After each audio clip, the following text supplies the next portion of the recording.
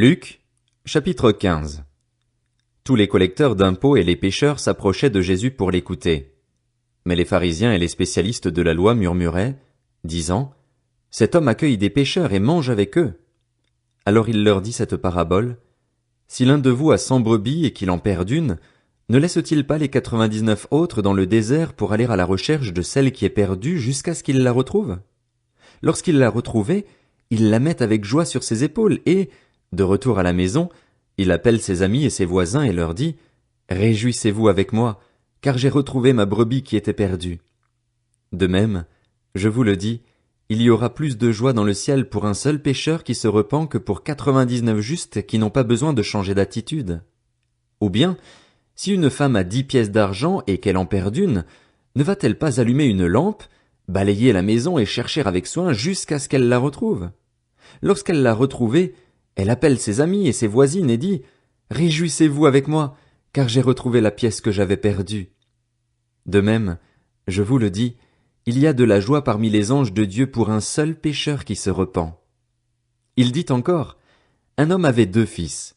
Le plus jeune dit à son père, « Mon père, donne-moi la part de l'héritage qui doit me revenir. » Le père leur partagea alors ses biens.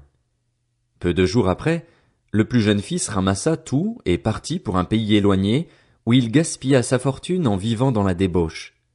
Alors qu'il avait tout dépensé, une importante famine survint dans ce pays et il commença à se trouver dans le besoin. Il alla se mettre au service d'un des habitants du pays, qu'il envoya dans ses champs garder les porcs. Il aurait bien voulu se nourrir des caroubes que mangeaient les porcs, mais personne ne lui en donnait.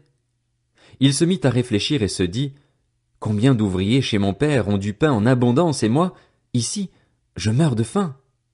Je vais retourner vers mon père et je lui dirai, « Père, j'ai péché contre le ciel et contre toi. Je ne suis plus digne d'être appelé ton fils.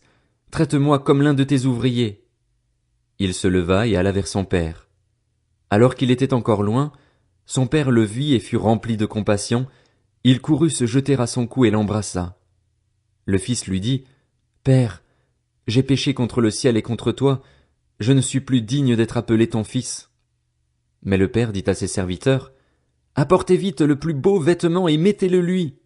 Passez-lui un anneau au doigt et mettez-lui des sandales aux pieds. Amenez le veau qu'on a engraissé et tuez-le. Mangeons et réjouissons-nous, car mon fils que voici était mort et il est revenu à la vie, il était perdu et il est retrouvé. » Et ils commencèrent à faire la fête. Or le fils aîné était dans les champs.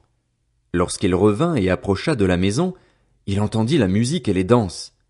Il appela un des serviteurs et lui demanda ce qui se passait. Le serviteur lui dit, « Ton frère est de retour et ton père a tué le veau engraissé parce qu'il l'a retrouvé en bonne santé. » Le fils aîné se mit en colère et il ne voulait pas entrer. Son père sortit le supplier d'entrer, mais il répondit à son père, « Voilà tant d'années que je suis à ton service sans jamais désobéir à tes ordres, et jamais tu ne m'as donné un chevreau pour que je fasse la fête avec mes amis.